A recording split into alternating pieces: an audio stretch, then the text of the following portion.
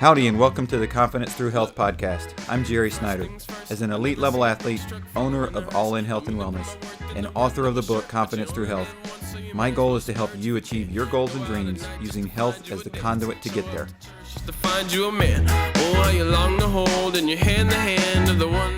So I want to take a second to thank our sponsor for this episode, American Sports and Fitness Association. They are the place to go for your personal trainer and fitness certifications. They have a wide range of certifications, everything from personal trainer to golf fitness instructor to water aerobics to nutrition and sports nutrition. If you've been thinking about going into sports and fitness instructor arena, I highly suggest you check out the American Sports and Fitness Association. There's a link on my website, confidencethroughhealth.com. You can go there to look at other episodes of the website, but also check out their information. It'll link to their website, and you can check out more information about how to get certified as a sports and fitness instructor. Howdy, and welcome back to the Confidence Through Health podcast. This week, what I wanted to talk about is communication and your health. And not maybe the communication that you might think. There's actually two important forms of communication that need to happen in order for you to be healthy. And one may be the one that you think about, which is communication with others. So whether it's your spouse, whether it's your family members, coworkers, whoever it is, your neighbor, communication is important. Communication of your feelings, of where you stand, of forgiveness, of appreciation. All of those things are important to your overall health, because if you don't communicate how you feel, if you don't communicate things that you need, things that you want, nobody's going to know those things. Nobody's going to be able to help you out, and you're going to feel isolated. And isolation is not what the human body was made for. We were made for connection. We were made for relationships. And so communication is a huge piece of that. And we need to communicate with each other. Not in a way that's offensive, not in a way that's just showing the highlights, not in a way that's just superficial, that we don't dig down into how we truly feel, that we don't dig down into the messages that we want to really get across to people that are really important to us. We need to communicate. And part of that communication is also listening. So listening is a part of communication. Understanding is a part of communication. So those are things that we do that you probably have heard that are necessary. They're a big reason why we have arguments, why we have disagreements, why we have issues within the family unit, within organizations. If you've ever sat on a board of an organization, I guarantee you've had maybe not an argument, but a heated conversation about where the organization needs to go. And one person feels one way and another person feels another way. That's good communication if it's getting out. Name calling and those types of things are not good communication, but good communication, getting out how we feel, where we feel it needs to go, listening and understanding each other. And when we don't listen and understand, that's when, for an example, from a country and two countries next to each other, not listening, not understanding each other, that are very stubborn and stuck in the way that they feel, that's what leads to wars eventually. All communication. If we talk and communicate with each other, we will have a healthier life. We will have a happier life, and we will get along better. Now, the other piece of communication that's important to your health, maybe even more important, is communicating within your body. It's going on already. Your body, your cells are communicating to each other. If they weren't, you wouldn't be alive. Your cells are communicating to each other, and they're telling each other what they need. They are telling the other organs in your body what to do. Your brain is master of most of that. It's communicating out the signals that it's reading from other parts of your body that are saying, there's an invasion in this area, send the immune system. There's a pain in this area, send inflammation, send healing, send, platelets. Let's clog up the blood so it doesn't completely, leave the body. Like let's clog it up and clot so that we don't have a wound that just continues to ooze out. All that communication is going on. And for the vast majority of it, you have very little conscious control of it. You can subconsciously control a little bit of it. You can consciously control some of it in the aspect of you're forcing your body to do certain things by the actions that you do. You go on exercise, you're forcing your body to communicate that it needs to respond to the muscles. It needs to send energy to certain places.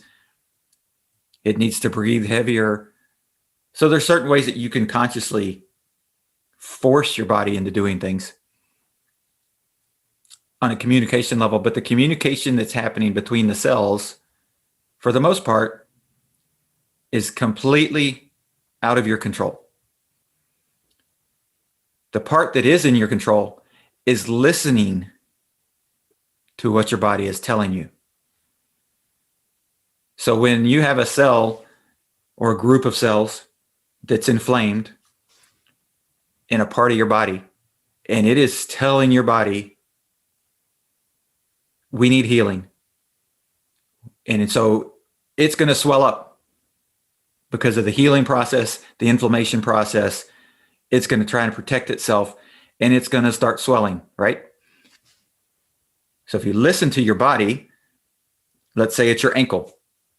You twist your ankle starts swelling up. You listen to your body says, stop using the ankle until we heal.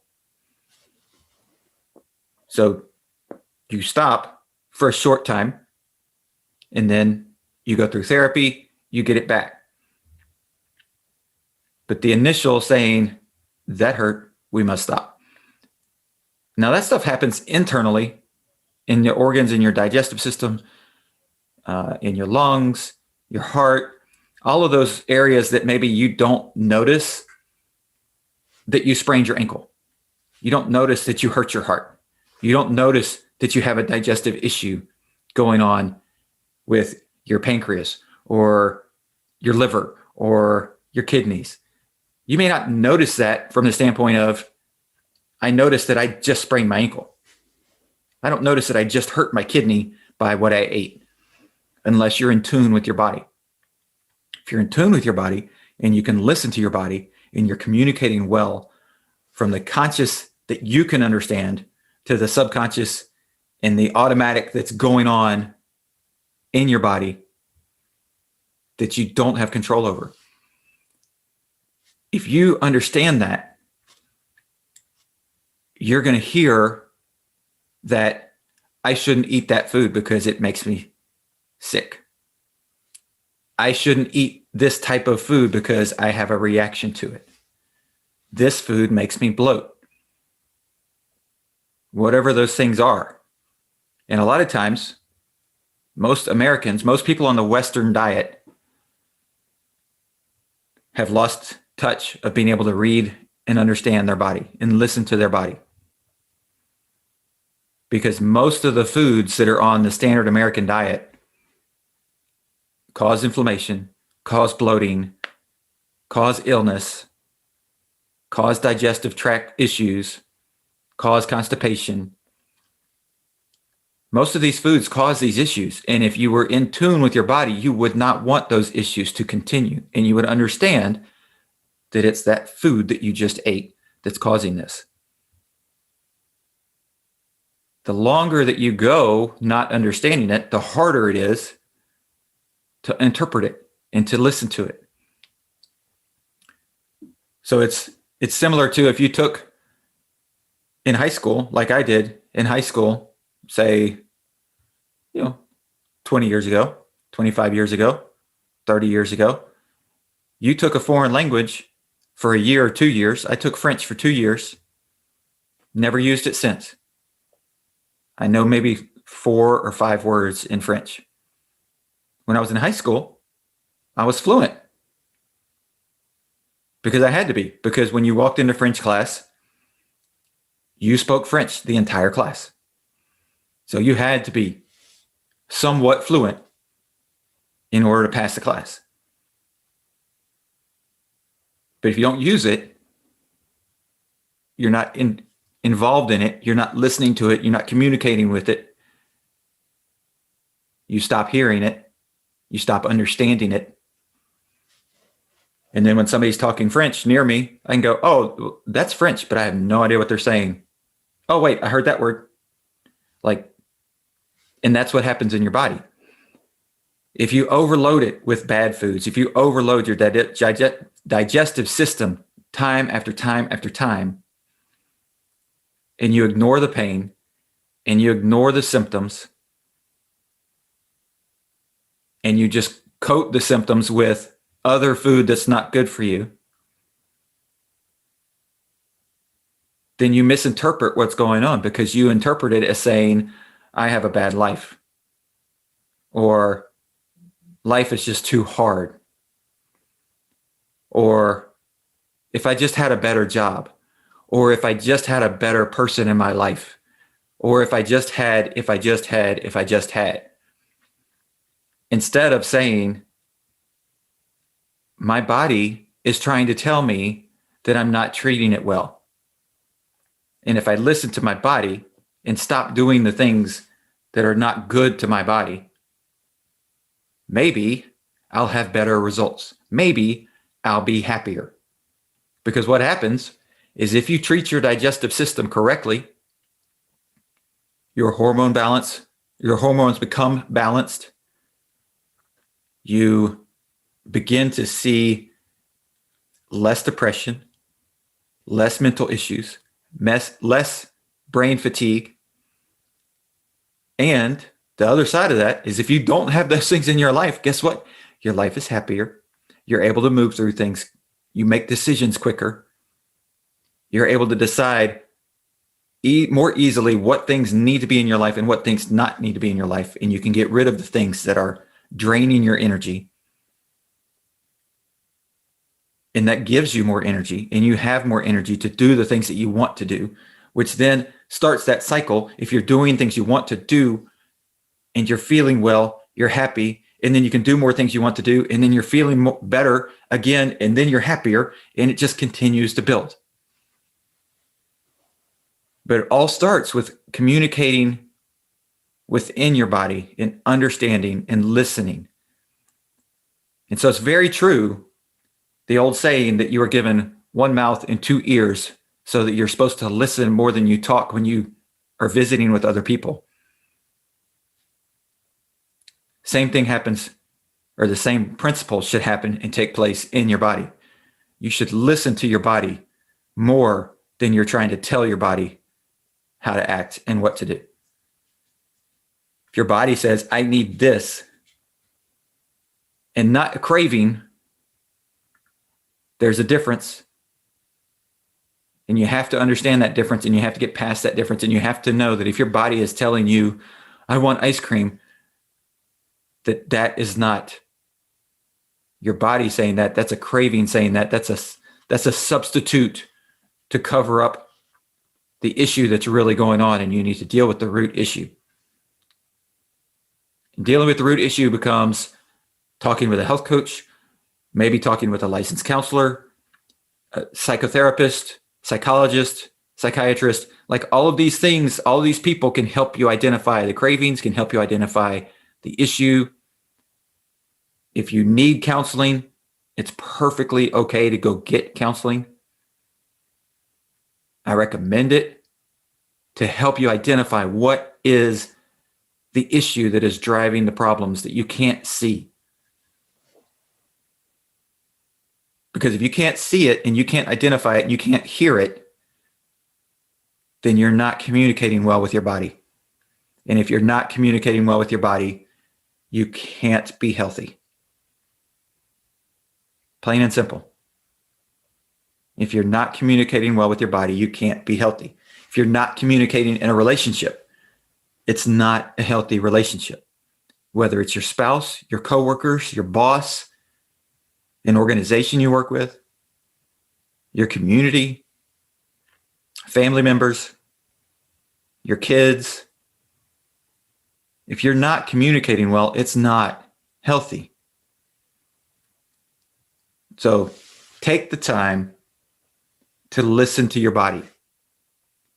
Does that mean you have to turn off electronic devices, television, tablets, phones? You have to put everything away. It doesn't take long, but spend a minute, spend 5 minutes with your body. Just sitting there thinking about your body. Visualize your body. Visualize what's going on inside your body. Visualize where your pain is in your body and what may be driving that pain. Try and let your body communicate back to you. If you're quiet, if you're peaceful, if you're in a solitude, you are just you and your body, no distractions. It may not happen the first time, but you will very quickly, if you do this repeatedly every day, very quickly, you will start hearing your body say, I have a pain right here. This hurts. This doesn't feel right.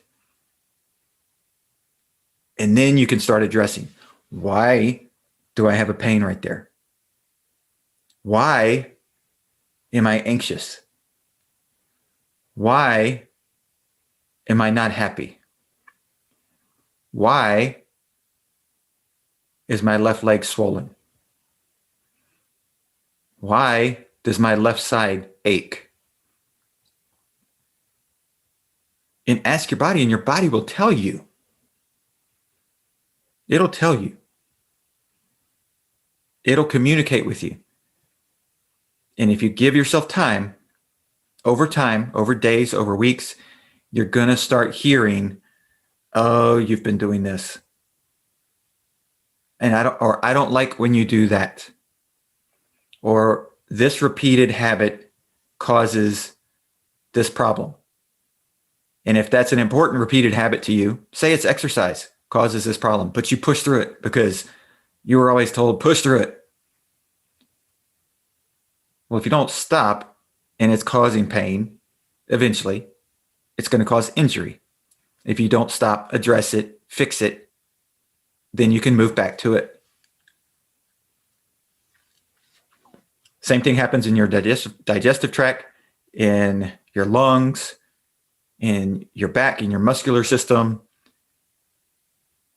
If you don't find out where the pain is and what's causing irritation by communicating with your body,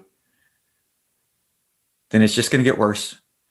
And then one day you're going to be in a doctor's office going, I'm stuck and I don't know what to do. And it hurts and it's hurt for years. And they're going to say, well, we'll put you on some medication. We'll put you on some muscle relaxers. We'll treat you with it. And all of that stuff, as I've talked about before, all medications have toxicity to them. And you want to avoid as much as you can if there's other ways to do it. And the easiest way to avoid medication for a chronic problem is to address the problem before it becomes chronic. Address the problem before it becomes chronic. Because there's a root. There's something that's causing it. There's something that's at the beginning. And if you can catch it and identify it and stop it, then it cannot become a chronic problem or a chronic issue. Does it mean you might have to change your lifestyle? Sure. When you have communication problems in your relationship and you go to a therapist and the therapist says, well, I really think you need to stop watching TV for X amount of time a day and sit down and talk to your spouse and share in this format, in this way, for 10 minutes or 20 minutes. And you're responsible to listen, and you're responsible to listen, and you're responsible to not tear each other apart when they have feelings, and down the list and down the list and down the list. Does that change your lifestyle? Absolutely. Is it going to make it a better lifestyle? Yes.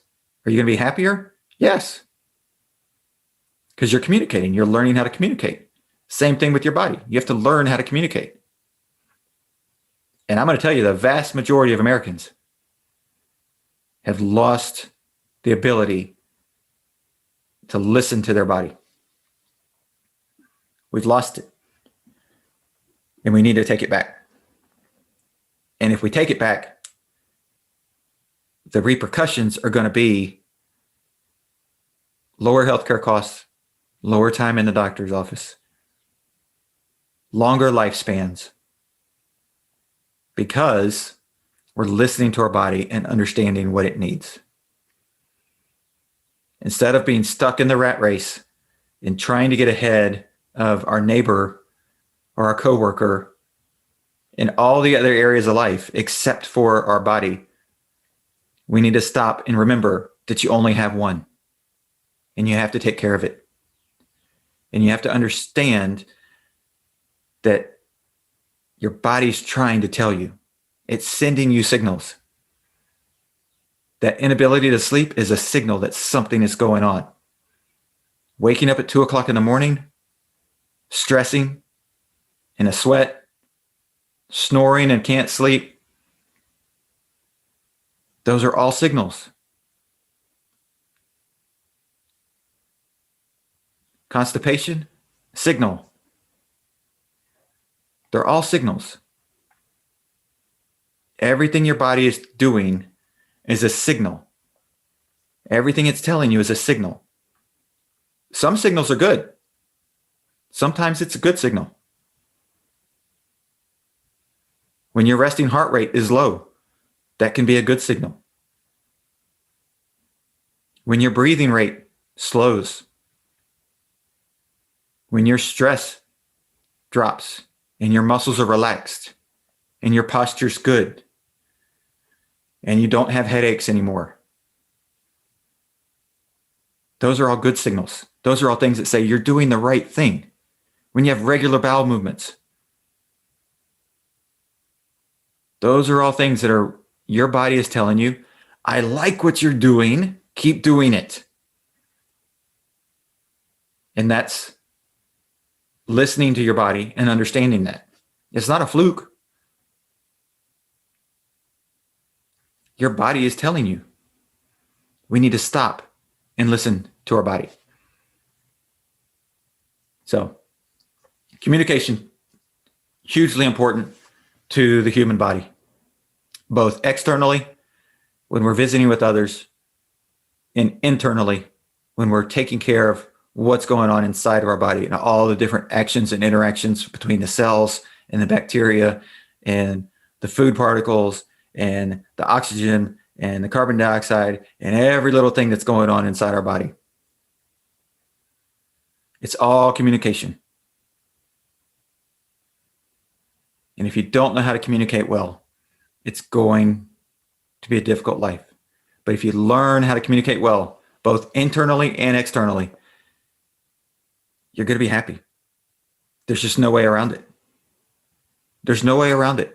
If you learn how to communicate well, you're going to be happy.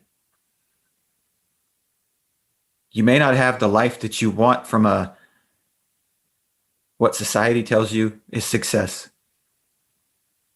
but you're going to be happy. That's what matters. That you're happy, that you have confidence, that you're healthy, and then you can help other people figure out how to do that as well. So communicate with your body, communicate with yourself, understand what's going on, communicate with others, fix those things that are not healthy with your communication so that you can get yourself going in the right direction.